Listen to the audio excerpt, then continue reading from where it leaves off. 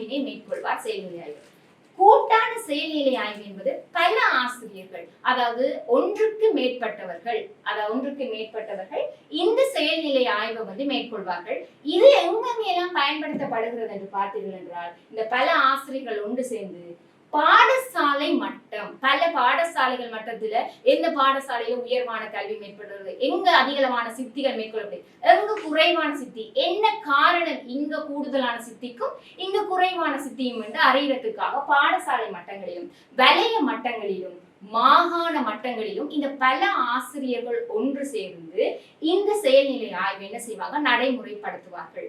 வகுப்பறையில மேற்கொள்வது என்றால் ஒரு தனி ஆசிரியர், அதாவது ஆசிரியர் ஒருவர் தன்னுடைய வகுப்பறையில கற்றல் கற்பித்தல்ல இடர்படுகின்ற மாணவர்களை இனங்கண்டு அவர்களுக்கான பின்னூட்டலை அல்லது அவர்களை அடுத்த கட்டம் கொண்டு செல்வதற்காக அந்த தனி ஆசிரியர் மேற்கொள்வதை தான் இங்க நம்ம என்ன சொல்றது, தனிநபர் செயல்நிலை ஆய்வு சொல்றோம்.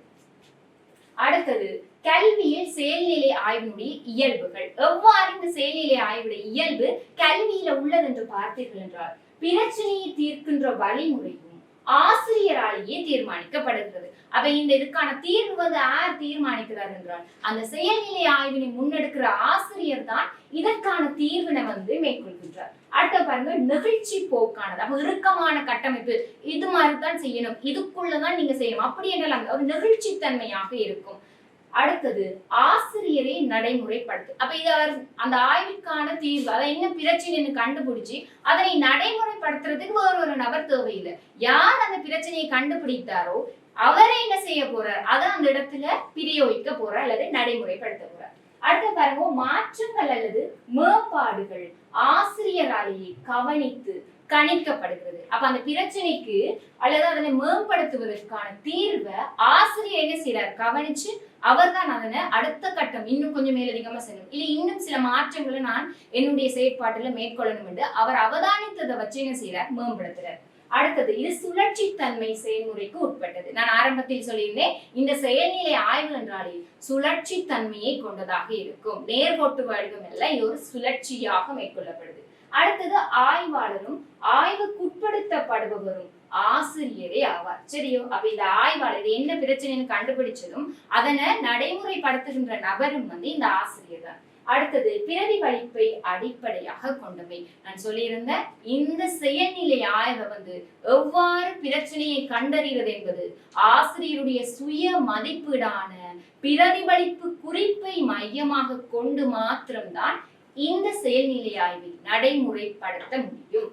அடுத்தது பாருங்க, நடைமுறை பிரச்சனையை நோக்காக கொண்டது. இது வந்து எதிர்காலத்துல நடக்க போற விஷயமோ அல்லது வந்து இறந்த காலத்துல அப்படியான பிரச்சனைகளை இது வந்து மையமாக கொண்டிருக்கா, நடைமுறையில நிகழ்காலத்திலே என்ன நடந்து கொண்டிருக்கு, வகுப்பறையில மாணவர்கள் மத்தியில கற்றல் எப்படி இருக்கு இந்த பாடத்துல இருந்து நிகழ்காலத்துல நடைபெறுகிற ஒரு விடயத்திற்கான நடைமுறை பிரச்சனைக்கு தீர்வு காண்கின்ற விதமாகத்தான் இந்த செயல்நிலை ஆய்வு இருக்கிறதா. அடுத்த பாருங்க, பிரச்சனையை ஆசிரியரே இனங்கண்டு கொள்கின்றமே. அப்ப இந்த வகுப்பறையில பிரச்சனை இருக்குன்றது வந்து வெளியில இருக்கிற நபரோ அல்லது வந்து ஒரு பேரண்ட்ஸோ வந்து கண்டுபிடிக்கிறது இல்ல. ஒரு ஆசிரியர் தான் என்ன செய்யறார், வகுப்பறையில தன்னுடைய மாணவர்கள்ல சிலர் கற்கிறார்கள், சிலர் வந்து விளையாடுறார்கள், சிலர் இடர்படுறார்கள், சிலர் எந்த விடயத்துல இடர்படுகிறார்கள் என்று அந்த நடைமுறையில இருக்கு, அதை நடைமுறைப்படுத்துகிற ஆசிரியர் தான் என்ன செய்யறார், அவற்றை கண்டுபிடிக்கிறார் என்பது இந்த செயல்நிலை ஆய்வுடைய இயல்பாக கல்வியிலே இருக்கு. அடுத்ததாக நாம் பார்க்க இருக்கின்ற விடயம் என்னவென்றால்,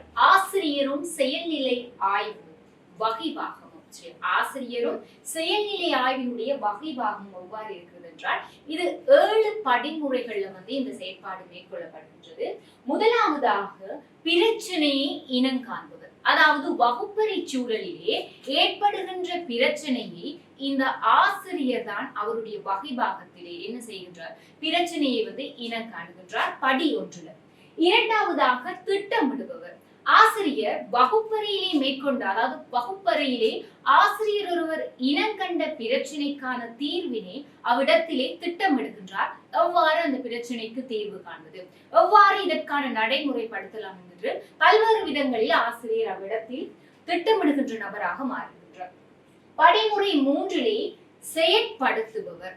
பிரச்சனையை இனங்காண்கின்றார், பிரச்சனைக்குரிய தீர்வினை இனங்காண்கின்றார், அடுத்ததாக அதனை வகுப்பறையிலே ஆசிரியர் நடைமுறைப்படுத்துகின்றார்.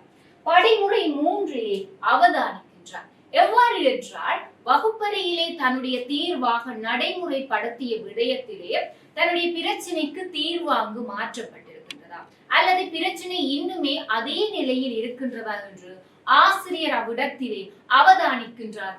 எந்தெந்த இடங்களிலே அவை இன்னுமே தீர்வு பெறாமல் இருக்கிறது என்பதனை ஆசிரியர் நடைமுறைப்படுத்திய பின் அவதானிப்பாளராக மாறுகின்றார்.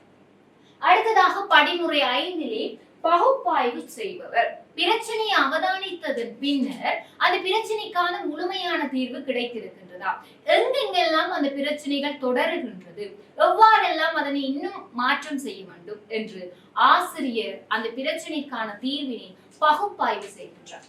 அடுத்ததாக படிமுறை 6 பிரதிபலிப்பவர். இந்த பிரச்சனைக்கு பகுப்பாய்வு செய்த பின்னர் மீண்டும் அதனை பிரதிபலிப்பின் ஊடாக மீண்டும் நடைமுறைப்படுத்துவதற்கு பிரச்சனைக்கு தீர்வுகளை திட்டமிட்டு பின்னர் மாற்றத்தை படிமுறை 7 ஆசிரியர் ஏற்படுத்துகின்றார். எனவே இந்த படிமுறை 7 ஆசிரியர் ஒருவர் தன்னுடைய செயல்நிலை ஆய்விலே எவ்வாறான மாற்றங்களை கொண்டு வர வேண்டும் என்பது படிமுறை அடிப்படையிலும் இந்த 7 நிலைகளிலும் ஆசிரியர் ஒருவர் தான் வகைவாகம் ஏற்று நடாத்துகிறார் என்பதும் இந்த படிமுறையினூடாக நாம் கற்றுக்கொண்டோம். அடுத்ததாக நாம் பார்க்க இருப்பது என்னவென்றால், கல்வியில் செயல்நிலை ஆய்வின் தொடக்க புள்ளி. இந்த கல்வியில் எவ்வாறு இந்த செயல்நிலை ஆய்வானது தொடக்கமாக அதனுடைய புள்ளி அல்லது தொடக்கம் எவ்வாறு இருக்கிறது என்று பார்த்தோம் என்றால், ஆசிரியர் ஒருவர் செயல்நிலை ஆய்வு ஒன்றை ஆரம்பிப்பதற்கான காரணங்களாக அமைவது, அதாவது இந்த செயல்நிலை ஆய்வினை ஆசிரியர் ஒருவர் ஏன் தொடர வேண்டும், ஏன் மேற்கொள்ள வேண்டும் என்று நாம் நோக்குகின்ற பொழுது பாருங்கள், ஆசிரியர் கற்றல் கற்பித்தல் செயற்பாட்டில் அவதானிக்கும் விடயங்களும் அனுபவமும் பிரதிபலிக்கும். இரண்டாவதாக, ஆசிரியர் ஆர்வம் மற்றும் பொறுப்பு கூறல். இந்த விடயத்தில் என்ன கூறப்பட்டிருக்கிறது என்றால், வகுப்பறையில் ஆசிரியருக்கு கொடுக்கப்பட்டிருக்கின்ற பிள்ளைகளுடைய வளர்ச்சியும் அவர்களை மேம்படுத்துகின்ற பொறுப்பும் ஆசிரியரிடமே கொடுக்கப்பட்டிருப்பதனால் அவர்களை முன்னேற்றுகின்ற பொறுப்பு ஆசிரியரிடம் இருப்பதனால் ஆசிரியர் அதற்கான செயல்நிலை ஆய்வினை மேற்கொள்கிறார். ஆசிரியர் கற்றல் கற்பித்தலில் எதிர்கொள்கின்ற இடர்பாடுகளின் காரணத்தினால செயல்நிலை ஆய்வினை ஆசிரியர் ஒருவர் மேற்கொள்வதாக இருக்கிறது. அடுத்தது, ஆசிரியருடைய வான்மைத்துவ விருத்திக்காக ஆசிரியர் அவ்விடத்திலே செயல்நிலை ஆய்வினை மேற்கொள்கின்றார். அடுத்ததாக, நிறுவன நிகழ்ச்சி திட்டத்திற்கு அமைய முன்னெடுத்தல்.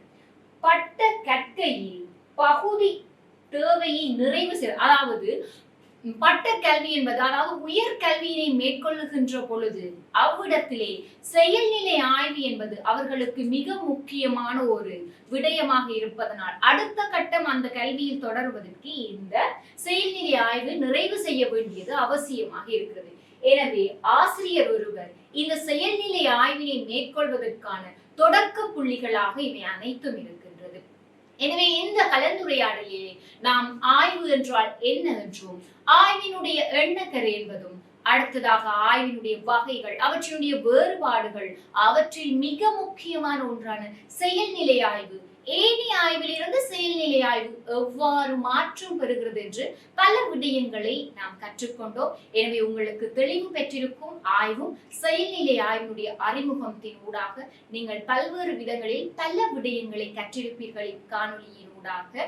எனவே இனி வருகின்ற விடயங்களில் உங்களுக்கு தொடர்ச்சியாக பல விடயங்களை நாங்கள் வழங்க இருக்கின்றோம். உங்களிடமிருந்து விடைபெறுவது நான் உங்கள் சரண்யா, மாணவ ஆசிரியர், யாழ்ப்பாணம் தேசிய கல்வியியல் கல்லூரி. நன்றி.